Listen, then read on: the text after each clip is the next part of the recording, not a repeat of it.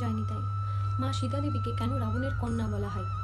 একবার রাবণ মুনি ঋষিদের হত্যা করে সেই মুনি ঋষিদের রক্ত একটি কলসির মধ্যে রাখে, আর এদিকে একজন ঋষি মা লক্ষ্মীকে নিজ কন্যা রূপে লাভের আশায় একটি মন্ত্রপত দুধ একটি পাত্রের মধ্যে রাখে। সেই পাত্রের দুধ রাবণ সেই মুনি ঋষিদের রক্তের যে কলসি ছিল সেই কলসির মধ্যে মিশিয়ে দেয় এবং সেই কলসিটি লঙ্কার মধ্যে নিয়ে আসেন।